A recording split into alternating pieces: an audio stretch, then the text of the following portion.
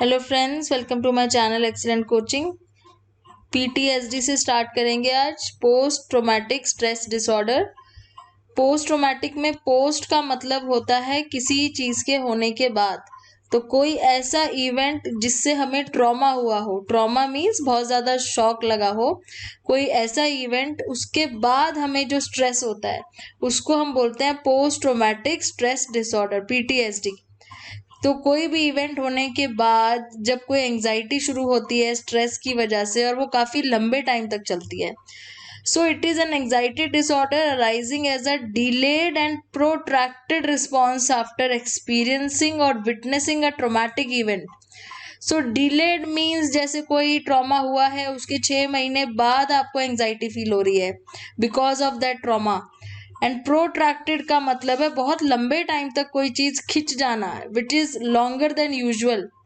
So after experiencing और witnessing कोई भी ट्रॉमेटिक इवेंट आपने देखा जिसमें एक्चुअली में और थ्रेटन डेथ या सीरियस इंजरी थी, किसी आपको हुई या किसी और को हुई, इंजरी हो गई या किसी की डेथ हो गई, उस टाइप का ट्रॉमेटिक इवेंट देखा, और उसके कुछ महीनों बाद आपको सडनली ये एंजाइटी होने लग गई बहुत ज़्यादा स्ट्रेस की वजह से।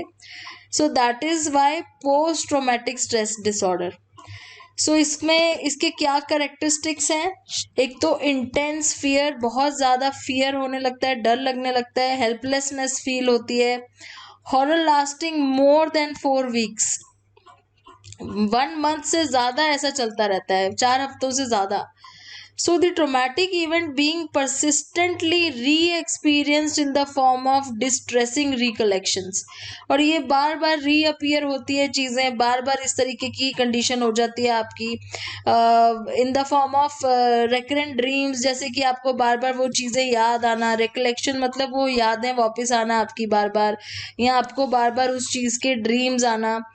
इस टाइप की sensations of relieving the experience, hallucinations होना, फ्लैशबैक्स होना, सडनली कोई चीज़ आपके सामने आ जाती है, एक सीन आपके सामने आ जाता है जो आपने देखा हो बहुत पहले, हॉरिफाइंग सा कोई सीन देखा हो।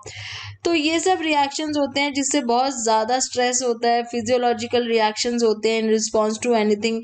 तो वो पोस्ट ट्रोमैटिक स्ट्रेस डिसऑर्डर में आता है। This stressed event act as a precipitating factor. तो जो भी आपका वो स्ट्रेस्ड इवेंट था जो आपने एक्सपीरियंस किया था कभी, वही है जो प्रेसिपिटेटिंग फैक्टर की तरह काम करता है। That event can include a rape, a violence, a combat situation, a natural disaster. इस तरह के होते हैं, मेजर इवेंट्स होते हैं बहुत ज़्यादा। So, PTSD, today it is generally accepted that PTSD is natural, और बच्चों में और ओल्ड एज जो एल्डरली लोग होते हैं उनमें ये बहुत कॉमन है। However, the one question that remains unanswered is why do some people develop PTSD while others who have experienced the same situation don't? तो क्वेश्चन ये क्या पूछ रहे हैं कि ऐसा क्यों है कि जितने भी लोगों ने सेम सिचुएशन फेस की है, सिर्फ कुछ लोगों में पीटीएसडी होता है, बाकियों में नहीं होता। सो रिसर्चर्स ये बोलते हैं कि कुछ लोग ज़्यादा वनरेबल होते हैं इस चीज़ को लेके, वो चाइल्डहुड में उनके साथ कभी वायलेंस हुआ होता है, या उनके अंदर कोई ऐसा मेंटल डिसऑर्डर होने का जेनेटिक फैक्टर होता है जिसकी वजह से उस तरह की सिचुएशन आने के बाद वो कोप अप नहीं कर पाते हैं। Then coming to personality disorders, personality disorders are inflexible and long term। मतलब आपकी पर्सनालिटी से रिलेटेड अगर कोई डिसऑर्डर है, मे बी आपके बिहेवियर पैटर्न में कोई गड़बड़ है, या आपकी थिंकिंग में कुछ प्रॉब्लम है, तो वो एक तो इनफ्लेक्सिबल है, ऊपर से लॉन्ग टर्म है क्योंकि आपकी पर्सनालिटी के साथ जुड़े हुए हैं।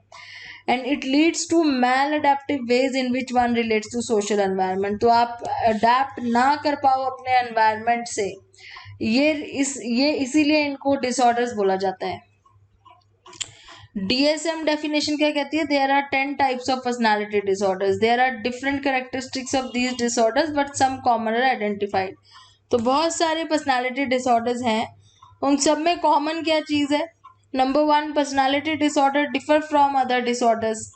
दूसरे जितने भी हमने डिसऑर्डर्स डिस्कस किए हैं ये थोड़े से उनसे अलग होते हैं। क्यों? क्योंकि ये चाइल्डहुड में स्टार्ट हो जाते हैं disorders, these begin in childhood and remain relatively unchanged, और ये लेटर इन लाइफ तक अनचेंज रहते हैं। बहुत ही कम ऐसा देखा गया है कि पर्सनालिटी डिसऑर्डर्स में चेंजेस आए हों। Secondly, they have a maladaptive ways of thinking, मतलब सोचने का तरीका बहुत ही मैल अडेप्टिव होता है, सोचने का, फील करने का, बिहेव करने का, मतलब you are not able to adapt with the environment. Third, they have an inappropriate emotional responses and impulse control, तो इमोशनल रिस्पॉन्सेज बहुत इनअप्रोप्रिएट होते हैं पर्सनालिटी डिसऑर्डर्स के केस में। आप गलत जगह पे गलत इमोशंस दिखा देते हो, इम्पल्स कंट्रोल नहीं हो पाता है बिकॉज आप सडनली रिएक्ट कर जाते हो। So there are 10 types of personality disorder जिसके बारे में यहाँ पे इन्होंने डिस्कस किया हुआ है।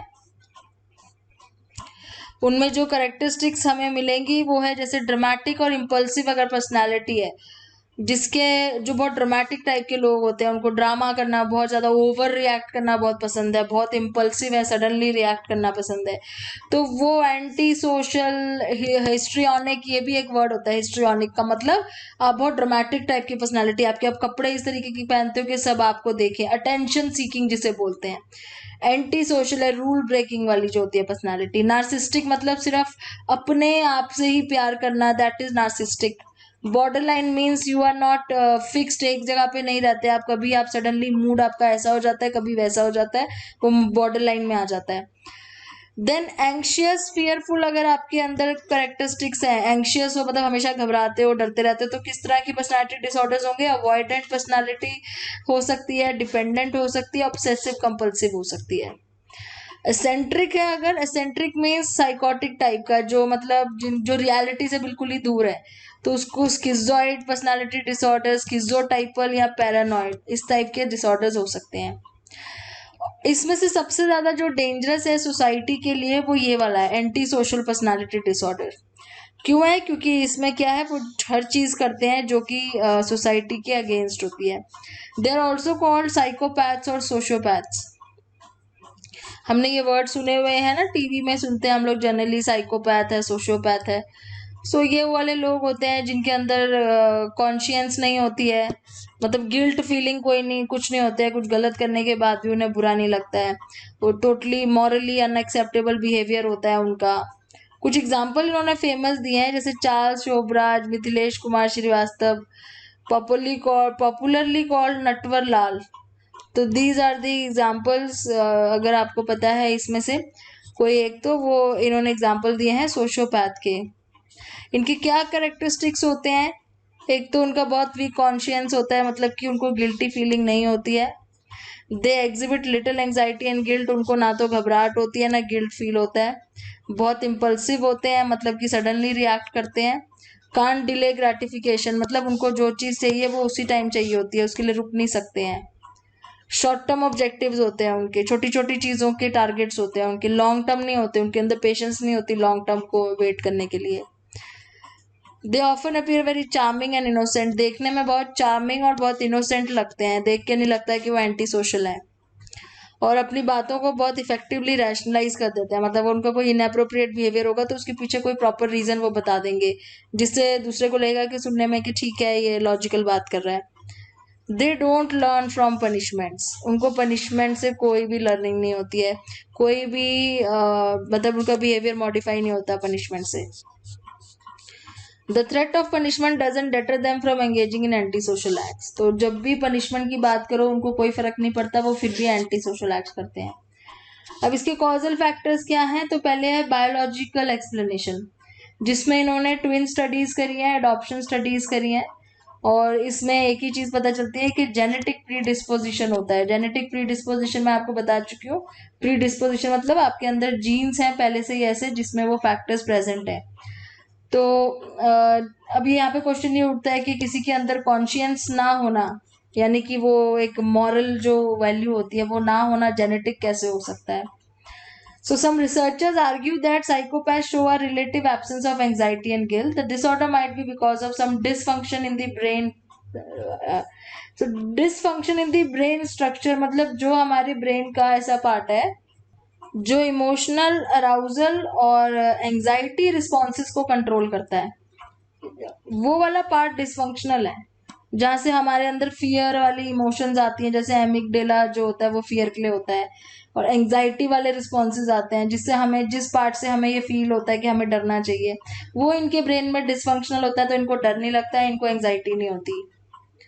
This results in a chronically under arouse state due to which they don't become extreme है। तो मतलब इसलिए वो कभी घबराते ही नहीं है किसी काम को लेके, एंशियस ही नहीं होते हैं, कभी कभी गिल्टी फील ही नहीं होती है, and their avoidance learning is impaired and they don't learn from punishment. इसी वजह से उनकी जो लर्निंग है वो भी इम्पेयर्ड हो जाती है, उनको पनिशमेंट से भी कोई सीख नहीं मिलती। The under-arousal drives them to seek for the pleasure and excitement. The drive is so much that they go for instant hedonic gratification. तो यही है, जो अंडर अराउजल रहता है उनकी ब्रेन डिसफंक्शन की वजह से, उसको पूरा करने के लिए वो ऐसी हरकतें करेंगे या इस तरह की एक्टिविटीज करेंगे जिससे उनको अच्छा लगे।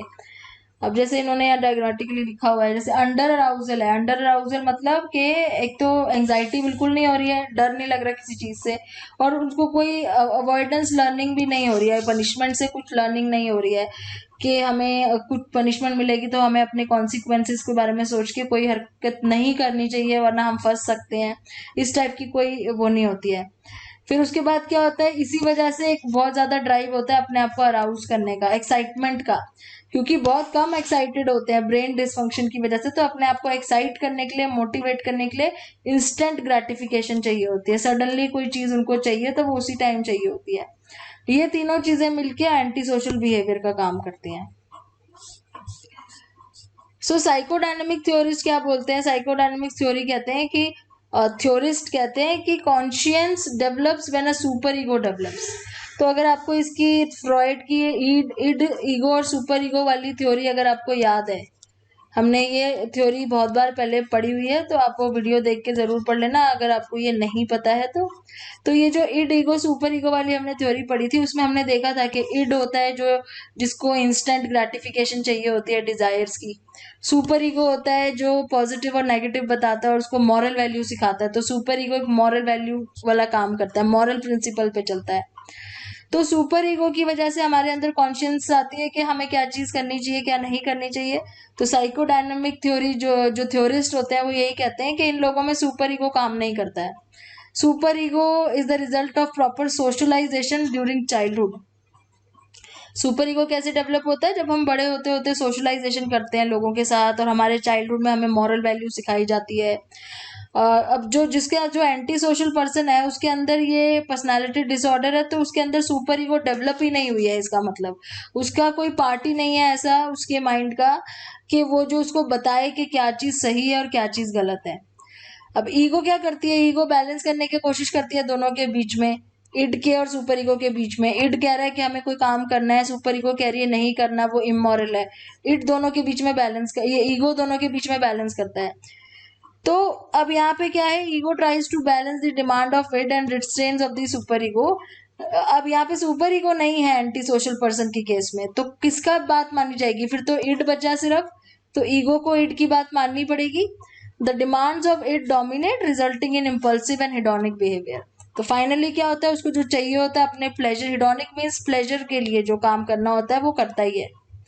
तो ये सुपर ईगो डेवलप ना होने का क्या कारण है, मे बी क्योंकि साइकोडायनामिक थ्योरी है, तो वो अपने ही थ्योरी में से एक रीजन बताते हैं कि जो साइकिक प्रॉब्लम्स होती है वो फैलिक स्टेज से डेवलप होना शुरू हो जाती है। फैलिक स्टेज क्या होता है, जब सेक्सुअली डिजायर होता है अपने ऑपोजिट सेक्स वाले पेरेंट के लिए। तो अगर तो वो रिजॉल्व हो जाता है तो आइडेंटिफिकेशन, हम अपने आप को आइडेंटिफाई कर लेते हैं, हमारी आइडेंटिटी बन जाती है। अगर वो रिजॉल्व नहीं होता है तो कह रहे हैं इस तरीके से प्रॉब्लम्स आती हैं with the parent of same sex, but if the parent is not available for identification process क्या होता है, जब हम अपने आप को आइडेंटिफाई कर लेते हैं कि हमें एज अ मेल कौन से पेरेंट की तरह बिहेव करना है, और अगर एज अ फीमेल है तो कौन से पेरेंट की तरह बिहेव करना है। लेकिन अगर कोई बॉय है उसके फादर नहीं है, तो वो आइडेंटिफिकेशन प्रोसेस उसका रह जाता है, उसको पता ही नहीं चलता कि मुझे किसके साथ आइडेंटिफाई करना है। इसकी वजह से डिस्टेंस क्रिएट हो जाता है और ये सुपर ईगो डेवलप होने में प्रॉब्लम क्रिएट करता है। तो बेसिकली फैलिक स्टेज के पूरे ना होने की वजह से सुपर ईगो डेवलप नहीं होती है according to psychodynamic theory. Cognitive theorist क्या बोलते हैं? कॉग्निटिव थ्योरिस्ट ये बोलते हैं कि antisocial individuals consistently fail to anticipate the long term negative consequences. तो यहाँ पे थिंकिंग डिस्टॉर्टेड है उनकी। They are not able to anticipate what will the consequences, मतलब आगे क्या होगा, उनके एक्शन का क्या रिजल्ट हो सकता है, वो चीज को वो एंटीसिपेट नहीं कर पाते हैं। पहले से एंटीसिपेट करना मीन्स पहले से ये चीज प्रिडिक्ट कर लेना, जज कर लेना कि अगर हम ऐसा करेंगे तो उसका क्या रिजल्ट हो सकता है। So these are incorrect cognitions and believes which is the root of antisocial behaviour. Social learning theorist बोलते हैं कि मॉडलिंग का इसमें सारा रीजन है। मॉडलिंग मीन्स किसी को देख के सीखना। तो साइकोपैथ जो होते हैं, इनकी फैमिलीज में भी ऐसे ही लोग होते हैं, वो भी इस तरह का एग्रेशन बिहेवियर दिखाते हैं। पेरेंट्स होते हैं जो रोल मॉडल्स की तरह काम करते हैं और उनको देख के बच्चे भी सीख जाते हैं।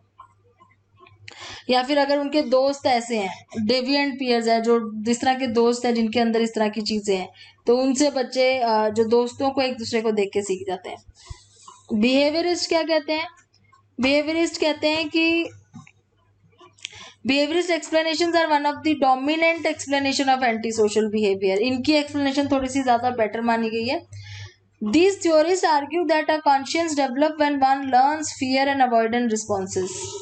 तो जब हम कोई किसी चीज से डरना सीखते हैं या किसी चीज को अवॉइड करना सीखते हैं, तब हमारे अंदर कॉन्शियस डेवलप होती है। ये कहते हैं बिहेवियरिस्ट।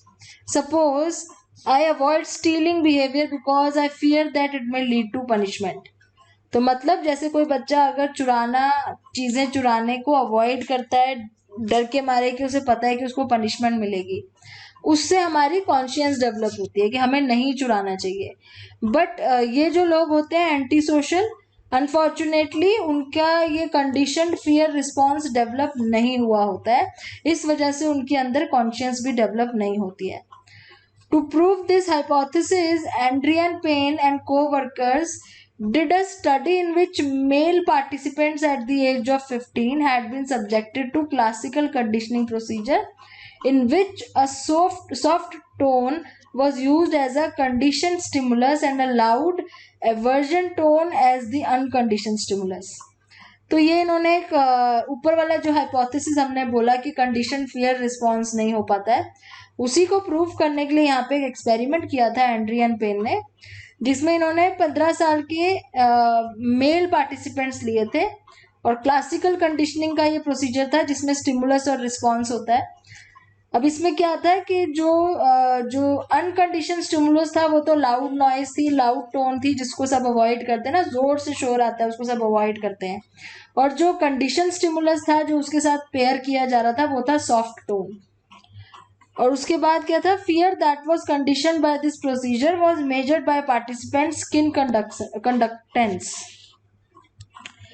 सो उनको कितना डर लग रहा है, फियर मतलब किस वजह से, लाउड नॉइज से, उसके बाद सॉफ्ट टोन से, कितना फियर कंडीशनड हुआ है उनके अंदर, वो स्किन कंडक्टेंस के थ्रू मेजर करना था। After 14 years a follow up study was done on the 14 साल के बाद वो कितने साल के हो गए थे, वो 29 years old के हो गए थे, उनके ऊपर दोबारा से फॉलो अप स्टडी करी गई। It was found that those who had a criminal record in the follow-up study had shown poorer fear conditioning 14 years back than those who had no criminal record. तो इसमें इन्होंने क्या किया, 15 साल के बच्चों के ऊपर पहले क्लासिकल कंडीशनिंग का एक्सपेरिमेंट किया, जिसमें उन्होंने उनको कंडीशन करवाया, एक फियर कंडीशन, जैसे कि कोई ऐसी आवाज से डरना या उसको अवॉइड करना जो बहुत ही लाउड नॉइज होती है, इस तरह की कंडीशनिंग करी उन्हें। फिर उसके बाद 14 साल बाद दोबारा से फॉलो अप किया गया कि क्या उनके अंदर वो अभी भी प्रेजेंट है कंडीशनिंग।